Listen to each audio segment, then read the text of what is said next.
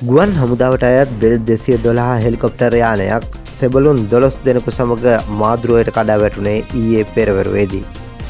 එහිදී යානයේ ගමන්ගත් යුද හමුදා විශේෂ බලකායේ සෙබළුන් 9 දෙනෙකු සහ ගුවන් හමුදා සෙබළුන් 2 දෙනෙකු ජීවිතක්ෂයට පත් වූ අතර අනතුරට ලක් වූ සෙසු සෙබළුන් තවමත් රෝහල්ගතව ප්‍රතිකාර ලබනවා. මේ අතර අද උදෑසන නාවික හමුදාවේ සහාය ඇතිව අනතුරට ලක් වූ ගුවන් යානයේ සුන්බුන් ගොඩ ගැනීමේ කටයුතු ආරම්භ වූ අතර අද පස්වරුව වන විට හෙලිකොප්ටර් යානයේ බඳ කොටස ගොඩ ගැනීමට හැකි වූ බව ගුවන් හමුදා මාධ්‍ය ප්‍රකාශකවරයා සඳහන් කළා.